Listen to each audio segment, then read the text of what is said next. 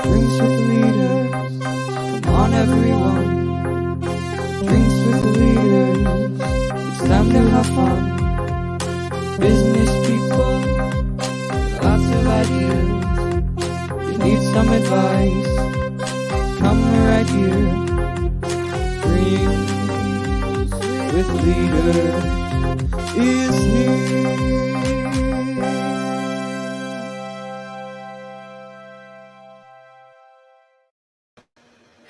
Oh my goodness, who is it? Who is it?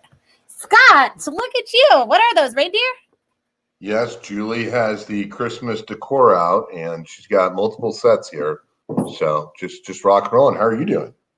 Listen, well, we were on in like the pre-show or whatever. I was very surprised to learn that everybody already has their Christmas except for me in this group.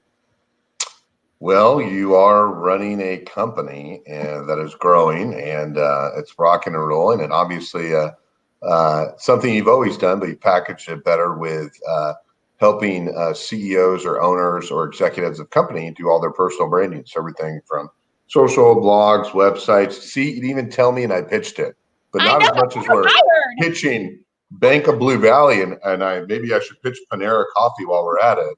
But speaking of Bank of Blue Valley, you have your video shoot with the CEO, Wendy Reynolds, that our friends Felicia and Sean set up. So when are you doing the video shoot with Wendy Reynolds of Bank of Blue Valley? Yeah, it's going to be right after Thanksgiving. We're really excited because we're going to have Wendy ask questions on this show every week. Yeah, so my favorite thing to do is I always say, who's a top 5 bank in Kansas City? And people name the usual suspects.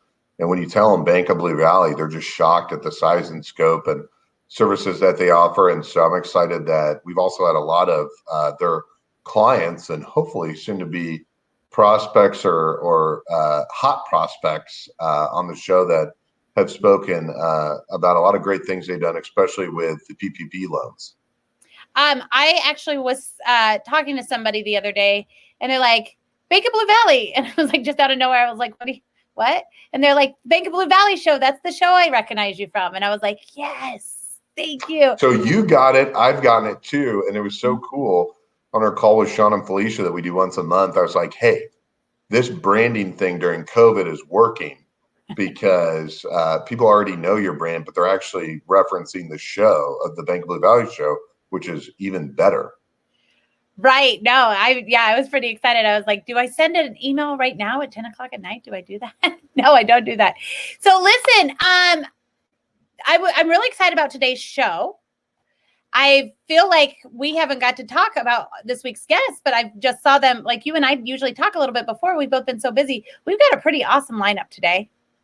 So I have only met one person on the lineup before, so I'm pretty excited about it. And then have you met everybody before? I am aware of everyone and am friends with some of our panelists as well. Although one of them said I was throwing beer cans out of when I was driving by. I was not. That was the teenagers in the neighborhood. So that wasn't me. All right. Well, first of all, I'm so excited, but I want everyone who's watching to say hello to us. Let us know if you're watching on LinkedIn or on Facebook, and tell us who you're the most excited to see. I saw that yesterday we put out the event a little bit late this week, but we had so many people say that they were going to come watch. So let us know who you came to watch. And are you ready to enjoy? I'm in charge of music today, right? You're going to actually do and then also we want our guests to tell us where they're tuning in from. I think I don't know. I mean, this really, I don't know, Florida or Montana. Florida, I guess, would be the furthest point where someone's viewed us. And we've had people outside of the country as well. So, but if you're ready for the 2009 smash hit. I'm ready. I want to say hi real quick. Deborah's watching us over from Facebook. Deborah actually put on an entrepreneur her event last weekend. Ooh. We had Philip watching over on LinkedIn. We have David watching from LinkedIn. Who has an event coming up this Wednesday.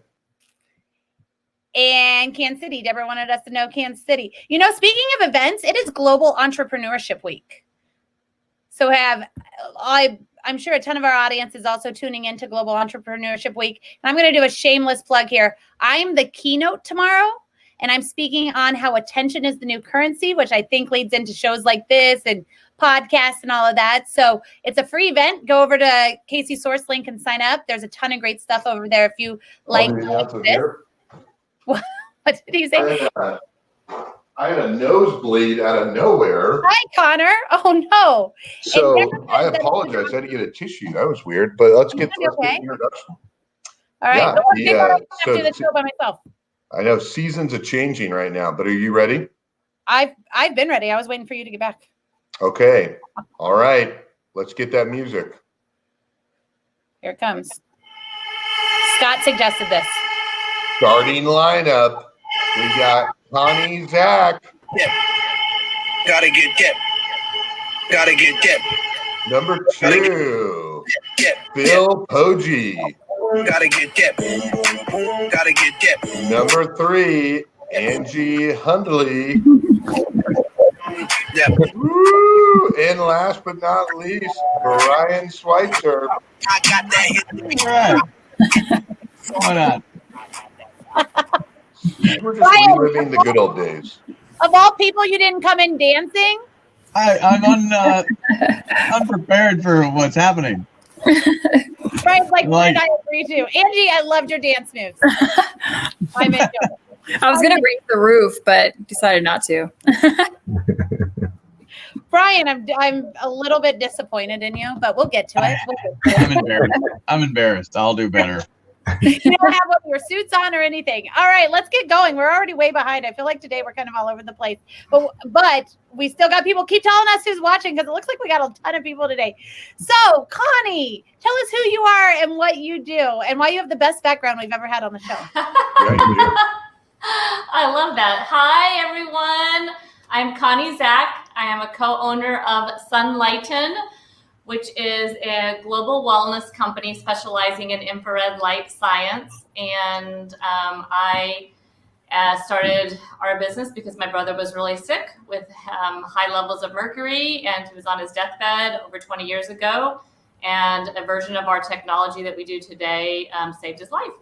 And so we joined the company in 2002 when he needed some business help and financial help. And we were put it in a basement of our home in Cincinnati. Aaron and I, my business partner and husband, were working in for Procter & Gamble on the pharmaceutical side in Cincinnati. We did it in the basement for a couple of years, and we grew significantly and decided to move to Kansas City because Aaron is from here and I'm from St. Louis, and we wanted to start a family. And so that's the beginning of the story.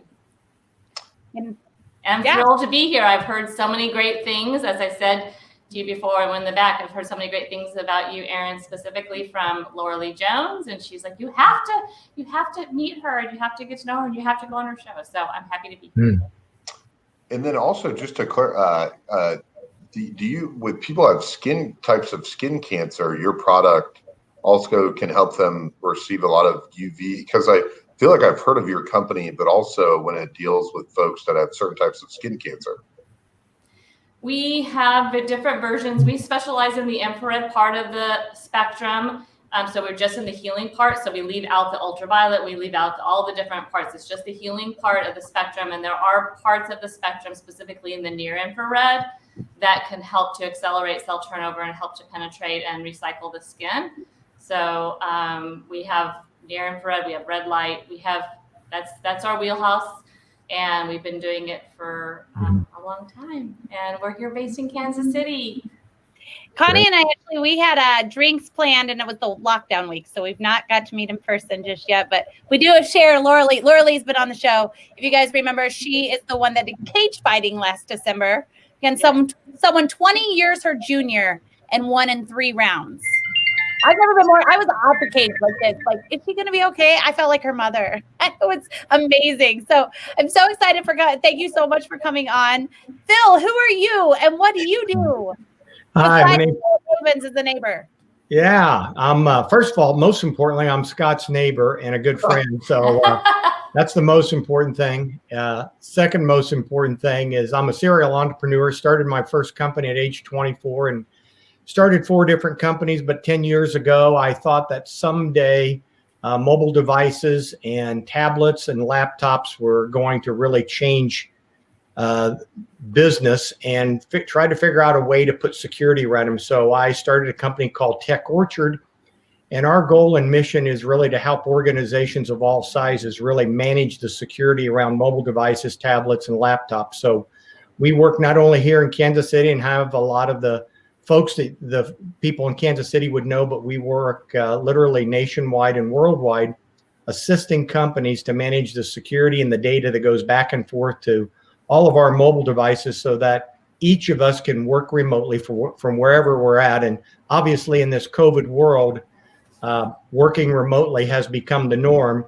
So our business is doing well. We're helping a lot of organizations figure out how to give data and access to company data to people on their devices, whatever the type of device they want to use. So that's us.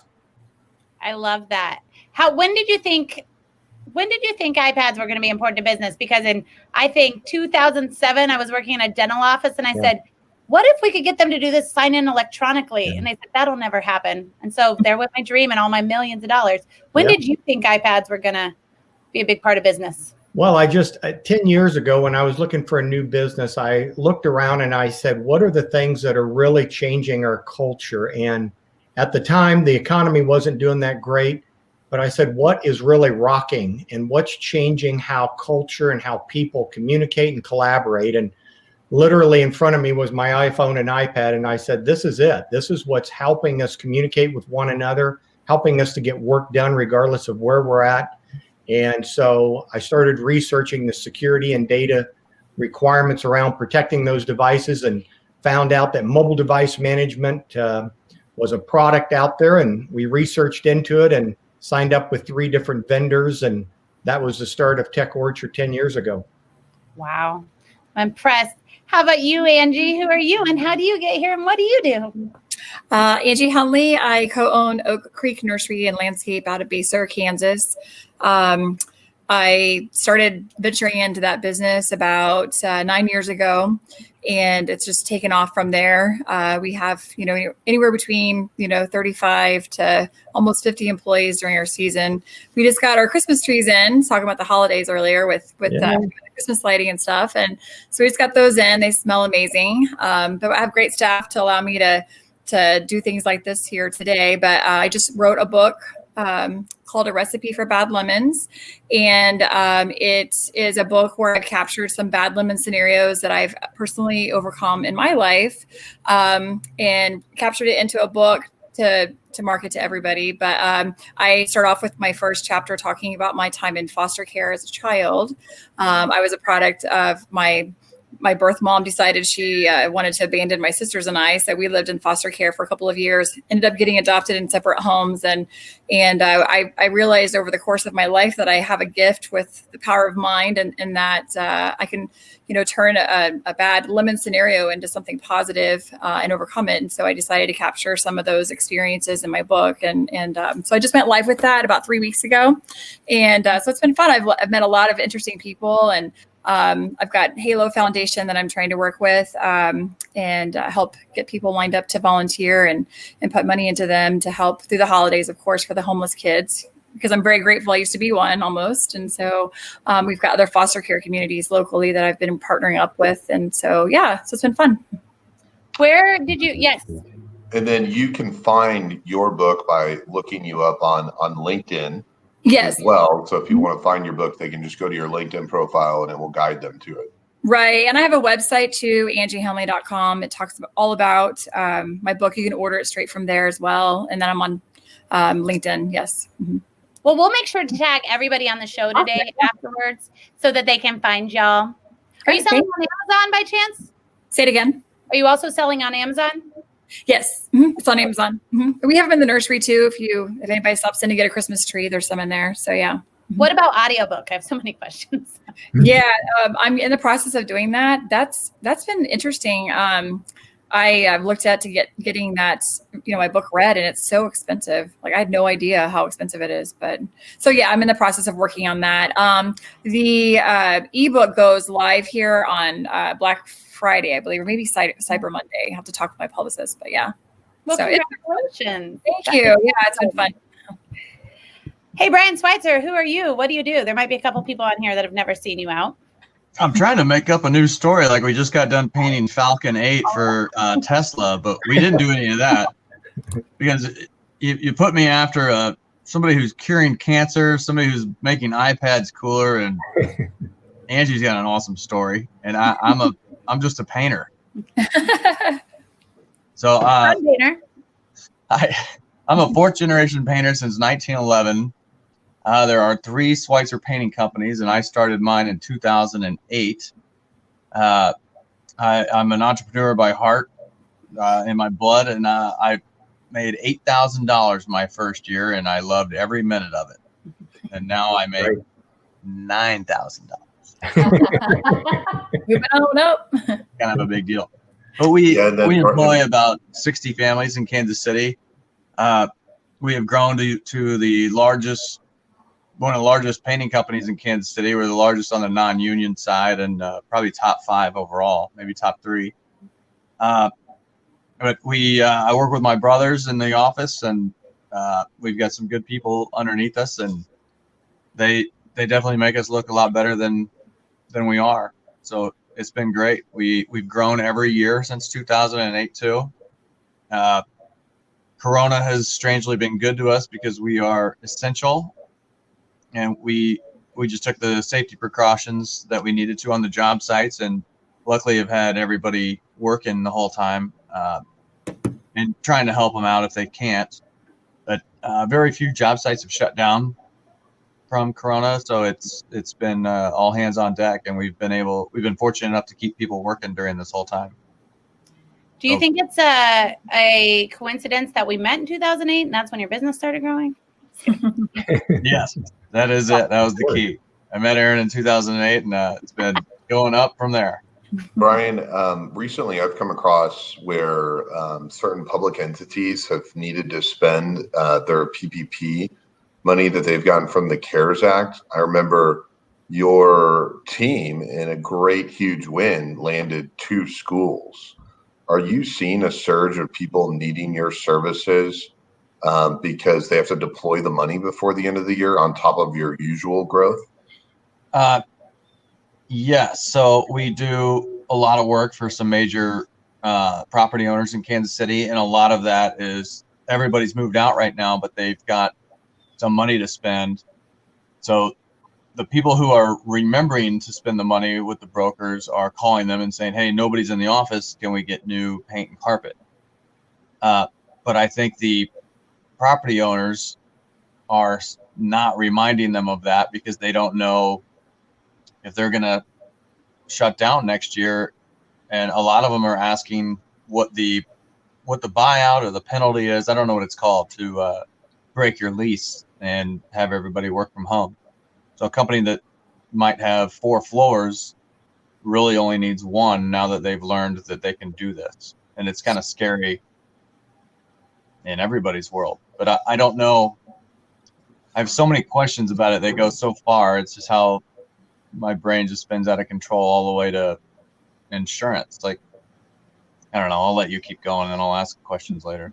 Oh. Yeah, no, it's interesting. Some Cerner employees recently, that are working 100% remotely, packed up their stuff from their office because certain floors are being taken over, and obviously that's a huge trend. And I don't necessarily think it's a bad thing.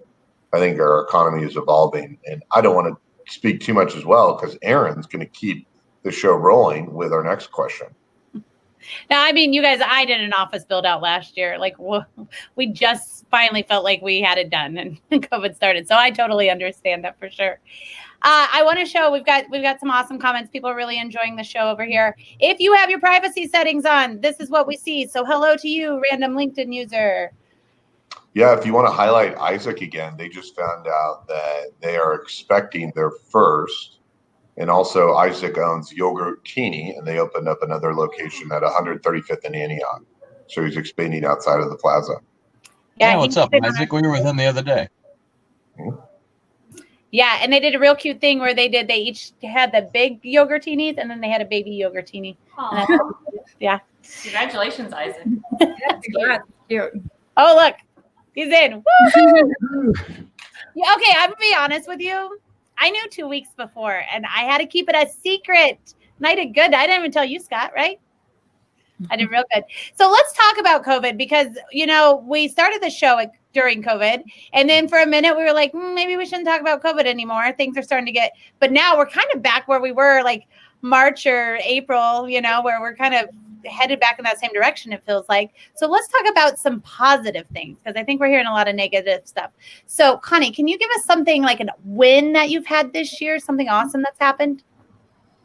We've had a ton of wins during COVID. Just even the beginning of COVID, because the way scientifically our product works, you sit inside a Sunlighten sauna and it elevates your core temperature and it helps to give you that fever that everybody is looking for to help fight disease and fight viruses and have been known to protect your body against viruses. So we started off bit like the same as normal, like nothing changed. And then it got even accelerated because everybody's at home and people want to be able to find ways to be healthy in their home. And they can't go out. So, so we have everybody referring everybody to Sunlighten and buying, their Sunlighten. So that was initially at the beginning. And then really, in fact, just last month, we've had a lot of endorsements, like Patrick Mahomes is a Sunlighten sauna owner, Travis Kelce, you got to fight for the right to Sunlighten. Bobby Brown posted, so this is probably one of my favorite things, and this is so funny because this is not really great for business, but I just love it. Bobby Brown we posted a video of her talking about how you can burn calories inside your Sunlighten. And she referenced, what was so funny about it is, you have to see it. It's hysterical. Because she's like, you can see the brain clicking on the video, when you can see somebody thinking. And she's like, oh my gosh, that's like 2 tequilas. No, that's like 3. No, that's like 6 tequilas. Oh my God, it is hysterical. So that just happened.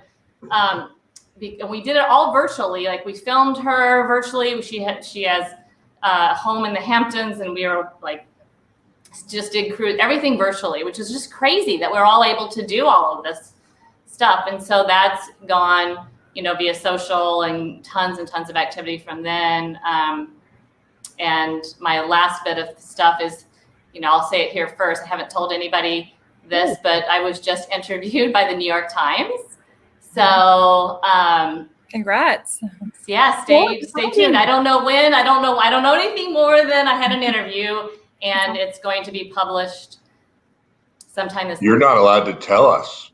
I like it. Sounds like a big deal. Well, it sounds like you're not allowed to. If you don't know it's going to be released. We had I don't. And she interviewed a lot of people in our space, in the infrared sauna space. So I don't, I have no idea, but that's kind of a lot of buzz around here right now. Is that's out there pending. That is exciting. Congratulations. Sounds like you're having an okay COVID. Yeah. Did you see Ryan Switzer when you said Mahomes? He was like, Mahomes. He's a big guy down there. He all of a sudden listening. Yeah, that did not happen during COVID, though. I want to say that happened. Actually, what happened is when he had the injury is when all that happened because he hurt himself. And so Brittany came in and was wanted to talk to us because she was trying to figure out how to help get him healthy. And so we have a handheld wand that he wanted to use for his knee and ankle. And then they've been wanting a sauna. So we pulled out all the stops to get one the next day to him. Because normally we can't, but he's local, you know who he is and why we would work really hard to make sure he got one really fast. And we're like, this is for Kansas City because we want him back on the field. So it was a Saturday and everybody was at his house putting it all together. And it was crazy, but it all ended up really great with the Super Bowl. So yeah, I was going to say, so we have you to thank for that Super Bowl win. Partly. Yeah, that's what my kids say. We're when they did the Super Bowl rings, they're like, so Mom and Dad, are you guys going to get Super Bowl rings? Oh yeah, just add this to the list. Yeah.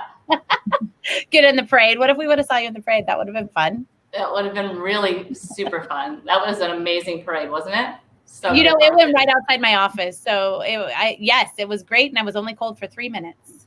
Yeah. We were down there too. Phil, how about you? What's a big win you've had during COVID? Well, we initially saw a lot of business come in because the companies knew they were going to be putting people remote. So we had a lot of business for those first 4 weeks. And then as we got further into, the pandemic, things did slow down because people were really conserving cash. But as that happened for a few months, we really, this year, we've done a lot of work for different hospitals. And probably one of the most, rewarding things is to go in and help hospitals leverage mobile devices and tablets to help patients in a variety of things. So a couple of the ones that we were really happy to help is Children's Healthcare of Atlanta, Georgia, just because of, taking care of kids and stuff like that. So that was pretty cool, and we enjoyed doing that. And then Moffitt Cancer Center is another one that we did this year, along with several other healthcare organizations across the United States. So those types of things are, makes it a little bit more meaningful, especially with what we're going through. So we've weathered the storm. It's been a little bit of up and down. But fortunately, we think coming out of this that more and more companies, to Scott's points, are going to have people working remote. We think that's going to be a new normal going forward. So the need for people to access company data on any type of a device, any place in the country or literally the world, is going to be important. And to do it securely is really important because we continue to see a lot of hackers trying to get into these devices, and mobile devices are kind of like the new target for the bad guys out there. Yeah, the interesting thing that I found, and I still keep trying to test it out, but it's like everyone needs Phil's company, but to my knowledge, there's no one in Kansas City that can do what he's doing. And so everyone loves meeting him because it's like, we need that service. Mm-hmm. We're definitely going to need it down the road. And oh, by the way, you have a track record of doing it. So, Connie, when you think of people that from a sales organization, when they leave and they're trying to say they were to go to a competitor, I don't know who your competitors are, and they want to copy and paste their contacts, Phil's company prevents that. Or, Angie, if you have your financials on your phone and you have QuickBooks, it prevents that from occurring. Or Switzer, if you are going to the Super Bowl and you're with Lamar Hunt Jr. and your wife is getting interviewed by all the major news stations globally, you can make sure that if you were to lose your phone, that it can be turned off and no one can get your company's data or financials. So it's super unique. I usually find that there's a lot of politics when it comes to introducing any of our organizations because, I have someone that I've worked with for a while, or, oh, this is someone I work with. With Phil's company, it's like, oh, yeah, I'd love to talk to him. So I think it's really weird. I'm a business nerd, and he's the first company I found where everyone wants to meet him, and they don't have politics, which I think is weird. Usually there's politics with everything. So sorry, that's my unsolicited neighbor comment. You're hired. Phil will hire you. So far, you and me. Hired. Doing sales for both of us today. Come on board, Vice President of Sales right now. Phil, did you have to fly into Atlanta during COVID, or did you do all that virtually? We did it all remotely. We do some work on site. One of the things we help companies with is rewrite all their policies around mobile devices because, as you well know, these devices do everything. They record stuff. They take pictures. We text and drive with them, but we shouldn't. So we do that work on site, but now we've had to go remote with that. And it's, as you all know, it's not ideal. We like to be present with people and face to face and see their body languages.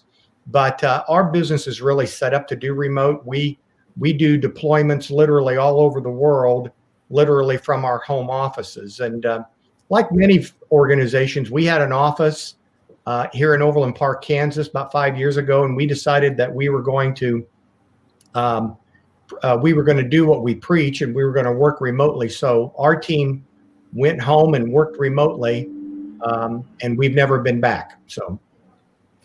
So if you ever do fly into Atlanta, there's this great billboard right when you get off, wherever, Kansas City. I think I fly Southwest all the time. And right when you get on, it says, or off the plane, it says, literally no one calls it Hotlanta here. I've seen it. Yeah. I've been to I still call it that there. That's good. Where did Hotlanta start? I don't In know. 2009 at Power and Light, when Aaron and Brian were dominating the scene. We started that? Well, we Nice. probably did, right?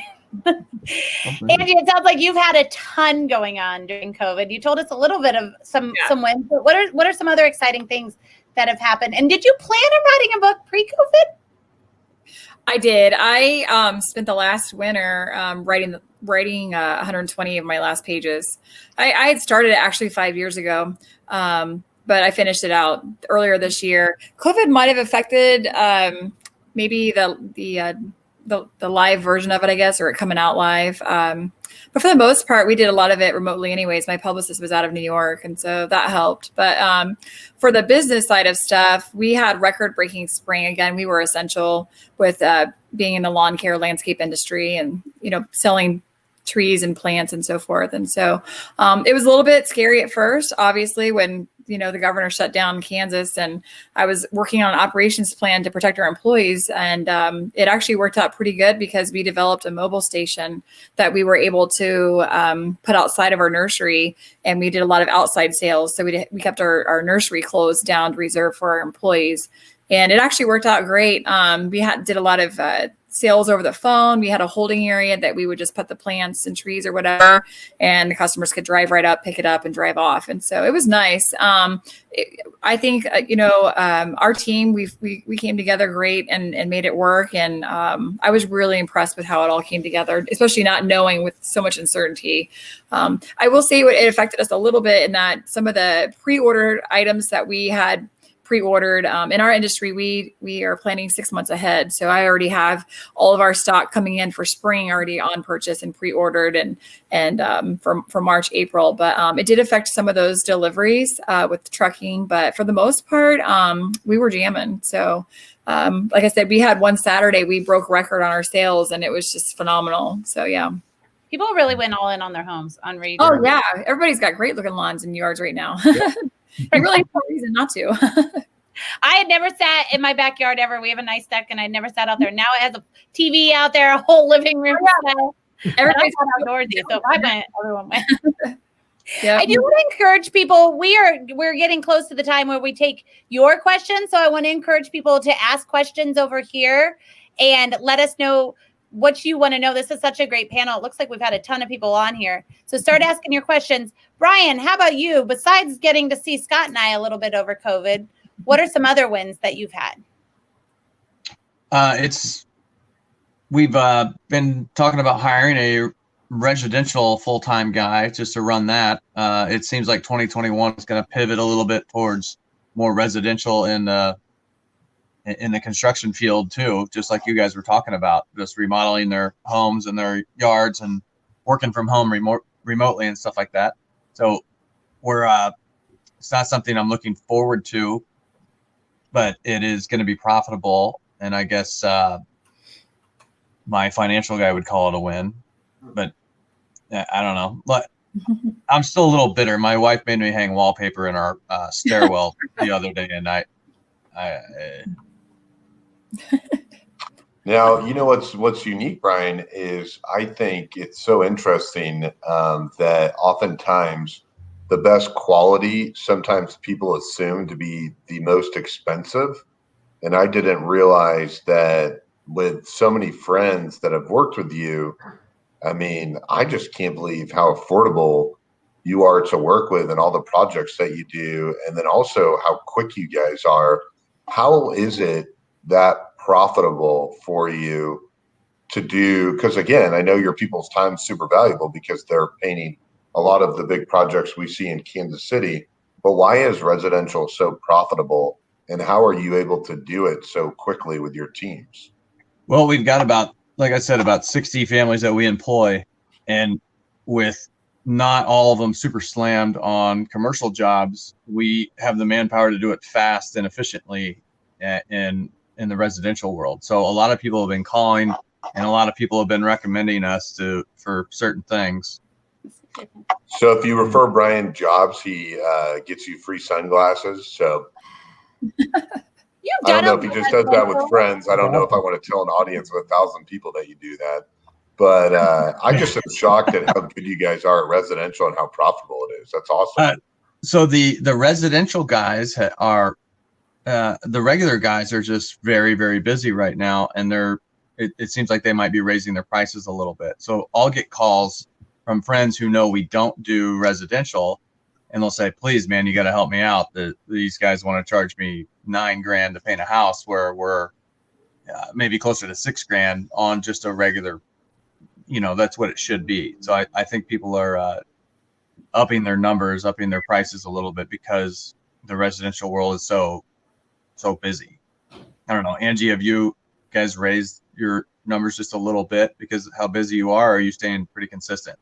I think we've been pretty consistent.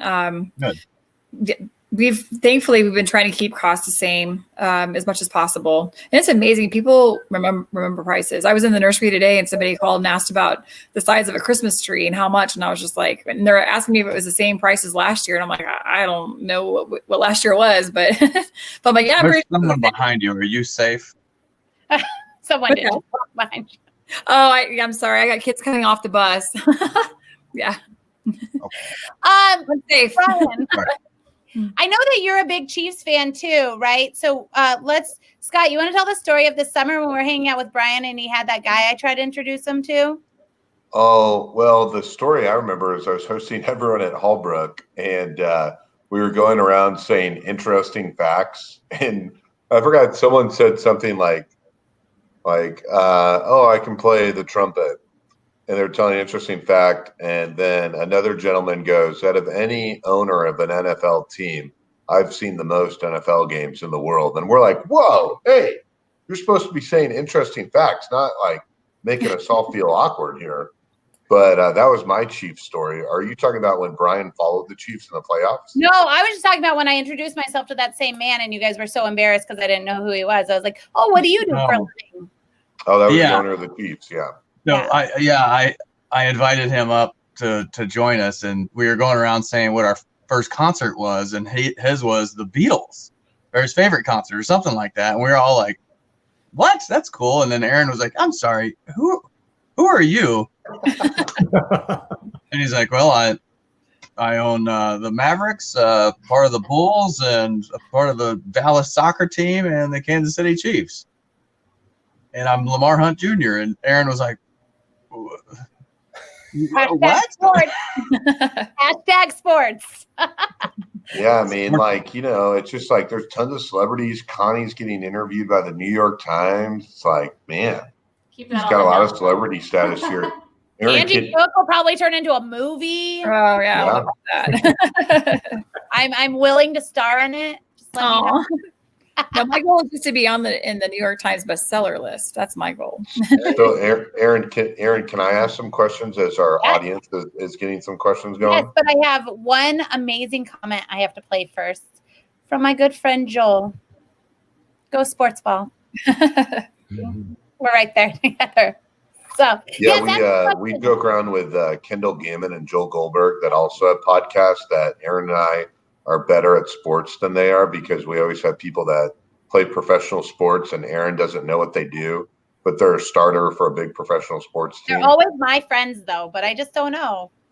That's right. So Connie, you've been in business for quite some time. And as an entrepreneur, I feel like you develop a really strong core because you're just always getting punched in the stomach because, all things stop at your desk. And so, what has been the key to some of your success and perseverance and persistence to always be growing and to have a very successful company that we're lucky to have headquartered here in Kansas City? What keeps you going? What keeps you, because sometimes there's a lot of glory of being an entrepreneur, but also all the problems stop with you. So how do you deal with it, and how do you keep moving forward? Yeah, that's a great question. You actually summed it up and stated it perfectly. I think what keeps me going is I'm really passionate about what I do. My goal is to leave this world a healthier place as a result of what I do every day. So that's my core. That's my value. That's what I'm here for. And so as far as perseverance, my mantra when it comes to perseverance is a quote by Winston Churchill. It says, "When you're going through hell, keep going." And we've had many of those moments over the years, and that's like Aaron and I, that's what we say together. It's like, it's like training for. Recently, I ran a marathon, and that was really hard. And I remember I heard a guy who was the pacemaker, the guy that's holding the sign when he was I saw him with a group of women, and they were really struggling. And I heard him say, all you have to do is put one foot in front of the other. And that was like at mile 21, 22. And that was what I said the rest of the way. And it's the same thing in business. It's the same, business and life and being a mom, like it's all the same to me. It's the same goals. It's the same everything. You keep going. You fight through. You have to have positivity. You have to look at situations as opportunities for growth. You never finish a day with a lot of pain where there's not growth. You can't grow without pain. You can't live status quo and be like, wow, that was a great day. Like it doesn't happen. You have to hit rock bottom, and that's when you bounce back and you see, what the breakthroughs are. You can't break through without breaking down. So I firmly believe that. So it's just keeping going, really. But the mindset is really massive. The mindset, the language, the tape you play in your head, how great you are when you wake up, how everything is wonderful, like just the positive words that you say, why you're here, what you do, how grateful we are. Look at this beautiful day. We're in Kansas City. I love this city. I'm so blessed and honored to be in such a beautiful, great city with awesome business people who love their city. There's just so many wonderful things. And so when you're down, think of how great and grateful you are. You're alive. There's just so many things. The list goes on and on and on. So that's kind of some of the things that I do. I have a gazillion, but those are some of the things. But really the main thing is to keep going. One foot in front of the other. Don't stop. Don't stop. Don't quit. So I taught my kids, don't give up. Don't quit. Our motto in our house is Zack's, don't quit. Thank you. And Phil, this is always an interesting take because different friends have different opinions of what people's strengths are. So I feel like mine's going to be a curveball for you. And I always think that the two things that you do incredibly well is listening and delivery. I always feel that you're truly listening to other people and what their needs are and then delivering on it and not missing a deadline or a beat or a follow-up. And so when it comes to listening to your clients or friends or family and then delivering, where does that strong sense come from to do those things? Well, I think for all of us probably on this call, either you own a company or you're in leadership of a company. And one of the things you learn right away is that if you don't take care of your customers, you're not going to be in business long. And I think we all recognize too, most businesses fail. Most businesses never make it to the 5-year mark. And in starting 4 different businesses in my life, like a lot of us, I paid a lot of stupid tax, doing things wrong. You think you know better than somebody else. And if you'll just listen to people, and this goes for all areas of our lives, if we just listen to what people need and try to deliver that and give them a great experience and enjoy the journey while you do it, then you get good outcomes. And we all want a great experience, whether we're eating a dinner or driving a car or living in a house. We want to have great experiences. And I think for us, we just try to deliver that service. In fact, part of the services we deliver, we call it white glove service, because we want people to feel something different. And if they know you care, they'll always take care of you. And so that's really been what I've learned over time, is to listen well and do what you're going to say. And even if it costs you money, and even if you lose money on something, just do what you're going to say. And a lot of that just, came from parents who, drilled that into me, and grew up in the Depression. And so, integrity was a lot, character was important. So doing what you say you're going to do, I think is important. And I think all of us who've been in business any length of time, we recognize that. Don't cut corners. Do what you say you're going to do. And if you're 10% better than your competition, you'll get more business than they ever will. Thank you. And Angie, I always feel like, with what you do for a living and everything that you've accomplished, I always use the metaphor apples and oranges, because what some of us have gone through is a lot different than what you've gone through. And, perspective is anything. And I think, it's easy to say that, what you've accomplished in your younger years is more than all of us accomplished combined with what you've done and what you've accomplished. So I highly encourage everyone to go to your LinkedIn page to check out your book, or especially those that maybe feel like they have a little bit of a similar journey to do that. But for you in your younger years, to build you to who the person you are today, what were some of the strengths or things that you would say are characteristics that helped you, as a teenager or going through college, or how'd you do it? I think probably the biggest thing I learned very early on, number one, I was very grateful to be adopted. I could have ended up homeless. I could have been a child who aged out of the foster care program, and then essentially was 18 years old and didn't really have any direction of what I should do or where I should go, which most often people take for granted. And so with that, I think that often it's important for everyone to step back and just look at what you have instead of being focused on what you don't have. And at an early age, I recognized I had a bedroom. I was no longer living out of a box. I wasn't worried about coming home from school one day and having a social worker show up to move me to the next location, where I had to learn to get reacclimated with a whole new family. And so even with each one of those moves, I just learned to be grateful that there was somebody there that wanted to show me love and give me a family that I didn't have in that moment. And I think, like I said, often we forget the things that we take for granted. We forget those things that are so important to us, that we have a good job, we have friendships, we have a roof over our head, we have transportation, we have healthy children, we have healthy lives ourselves. And it's so easy to get caught up in what you don't have, that you miss out on in recognizing all of the wonderful things you do have. And I think that was probably something that I recognized early on. Thank you. Brian, I always think there's three things that make people successful. They can do the front office, they can do the back office, or they have a motor. And the motor is what I often see when people have all three of them. I find that they often run private. They're in the private equity, venture capital, investment banking side, or they're an executive at a large company. And the one thing that a lot of people I talk to, and they say, why is Switzer so successful? What does he do? I always reference your motor.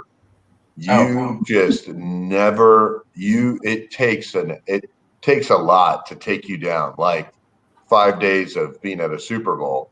And then the next thing I know, you're at creative planning, talking with Peter Maluk and all of us, and you're showing up. And so I always think of that as there's a lot of things you do really well, but your greatest asset is your motor. Most of society needs a break, or we need sleep. You seem to defy those odds. When did you realize you had the motor, and when did you realize it was a huge asset for your business? I also got Corona at the Super Bowl. That's how you had the immunity. Yeah. I ended up in the hospital, and they were like, "It's not the flu and it's not influenza, but we don't know what it is." And I had all the symptoms. So anyway. So you think it was Corona that you had? Yeah. Wow. Yeah. I had bronchitis too. We've had this talk. We had all the symptoms, both of us, when I was in New York City, but yeah, we both already had it. That's why we hang out still. Well, son of a gun, Brian, we shouldn't have hosted a 40-person meeting at creative planning, but neither here nor there. But when did you realize that you had this trait? And when did you realize it was a value to your business? Just my brothers and I have a good team. Like, one of them is very numbers driven, one of them is very job driven, and one of them is very motor driven. We'll just call it that, to use your words. and it all works. So if you ask my brother, who's very job driven, who doesn't care about business development, is like, no, let's just get the job done right and move on to the next one. I always have to say, you know, that's why we have the job. The whole thing worked together, and we all brought it in, and he sees it through. So if you ask him, what does Brian do all day? He'll say, I have no idea, but somehow he makes us money. So I don't know, just getting out there and talking to people, and, you know, next thing I know, I'm getting a phone call the next day or an email the next day saying, hey, I've got this job we're looking at. Can you come take a look at it? And it just kind of evolved from there. Like, we've never advertised or anything like that. It's just the tradition of the 100-year-old name also helps. And then having my brother in there that does the job and does it right, which gets us a call back. But it also puts me in front of everybody's faces, and you know, you say yes to as many things as you can, and then people say yes to you and want your business. So I don't know. It's not something I've ever tried. It's just, you know, we're all entrepreneurs. It's just kind of in our blood. That's why we do what we do. I don't know how to really answer that. It's not something I learn, I guess. No, I know. I think it's something innately. I just didn't know if you ever realized you're like, wow, most people need time to wind down, or they can only have so much interaction, where you can do it 7 days a week. And you're an extrovert if you're on an extrovert scale, you're on the highest side of that extrovert scale. I think all of us here can be somewhat extroverted at different times. I'm a huge extrovert, but I'm like, I just don't know how you do it. Well, I do balance. Like, I've got 3 kids at home, and I'm home at the right hours sometimes. So when I need to be home at the right hours, I'm usually at a whiskey club or something with a bunch of real estate brokers, just finishing emails at the end of the day. And then someone will always say, oh, you need that painted? Switzer's a painter. He's right there. So I'm just being there somewhere also helps, especially in times like now where you can't make your rounds and see your clients on a regular basis. You still got to be out as much as you can in the safest way that you can. So that is also help. So Aaron, with 5 minutes left to go, and we do plug Bank of Blue Valley, and we do encourage them to go to their careers page, because they're hiring a lot, not just in Kansas City, but throughout the entire country. Bank of Blue Valley is a part of a larger organization with banks all throughout the country. But do we want to ask a cheesy icebreaker to end it? Or what do you think? One. Okay. I have one, but I want to do something really quick that I didn't know we were going to do, because I didn't know anything about Angie, but I do want to do something. First, I like this quote from Joel. He says, what comes easy for us is often our strongest skills. We often undervalue what comes easy to us.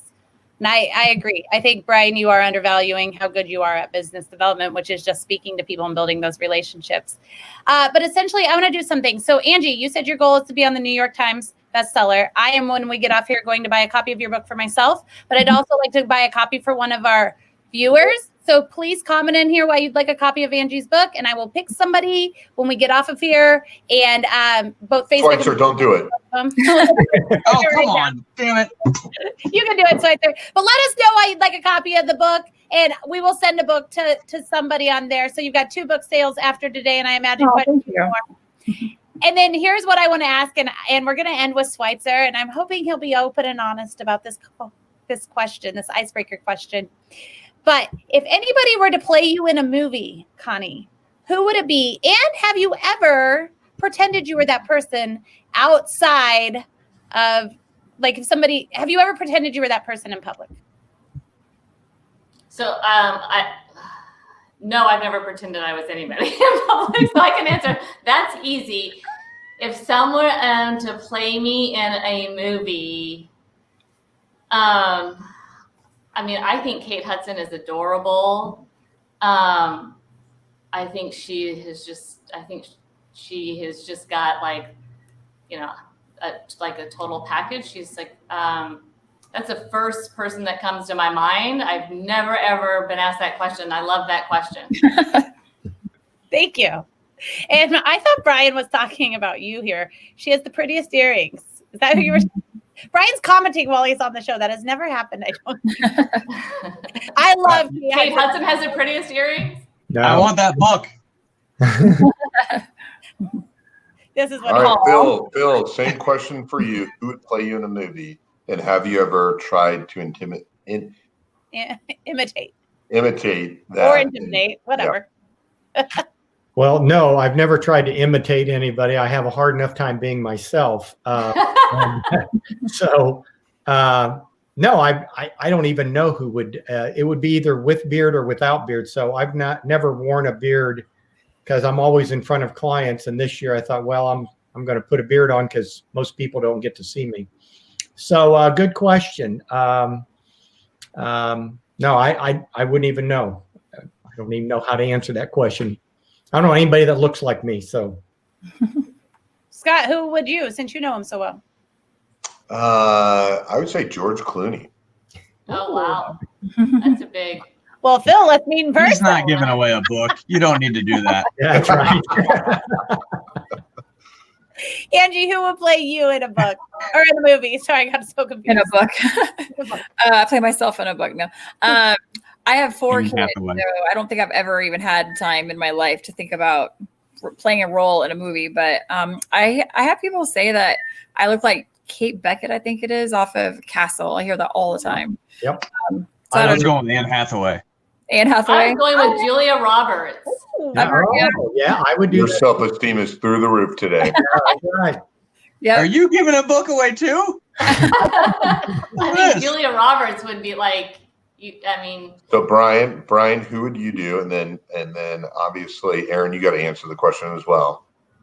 Yeah, but I need to know also, Brian, have you ever imitated that person in public? Other than the drugs and the overdose, I'm a big fan of John Belushi. I've never been into drugs, although I accidentally ate a pot brownie a couple of weeks ago without knowing it. But I don't know. I like him. He's kind of fearless and just does whatever he wants. Guy? Well, I look like him, or he looks like me. He's a very handsome man. Wait, who's So giving the book? Brian and I were at the Chiefs. Brian and I were at the Chiefs game. I took 2 pictures with 2 different groups of college kids that thought Brian was Dave Portnoy, the CEO of Barstool.com, and his nickname's El Presidente. And they were like, "Hey, El Presidente." And I thought they were, I had their phones and they were taking pictures and posting them. And So, Brian Aaron, sees him when people do it. You know what I did at the Super Bowl, Aaron. I know. You don't tell that story. Aaron, we got 1 more minute. Who would play you? Okay, when I was skinnier, people used to say the T-Mobile girl. What was her name? She was married to Rick Fox. Eliza Dushku. Mm-hmm. How about you? Well, there we go. We want to make sure. How about you, Scott? Danny O'Neill calls me a chubby man's Vince Vaughn, and if you know Danny O'Neill, the roaster, he means that as a compliment. Yes. And I do take it as a compliment. But Aaron, I do want to say there's always something unique about every panel. This was the most prompt, on time, prepared, easiest to work with panel, because I don't think we're used to always juggling something, but I don't think we've ever had 4 people just be, everyone was an easy guest to have. So I think that's wonderful that I guess the audience should take away, they should all do business with everyone on the panel because they'll deliver and get it done. And so, but with that, do you want to close it out? Yeah, so we're going to tag everybody on the panel so you can follow, connect, buy books, buy spas. Is that what you call them? I know you have the wand, you have all the things. What's the big one called? The big one's called infrared sauna. The saunas, that's the word. Infrared sauna. So whatever you want to buy, however you want to, if you want to get your house painted, Brian's really excited about the house painting. So all of those, your iPads, get those on secure so you can connect with everybody. Thank you so much. Thank you for this is the first panel that's ever beat us to the show. So that was awesome. And we hope that you'll come back next week. We are doing a show. We know it's a holiday week. So get on here. We might actually even drink next week since this is called Drinks with Leaders. Thanks to our sponsor, Bank of Blue Valley. And we'll see you next week.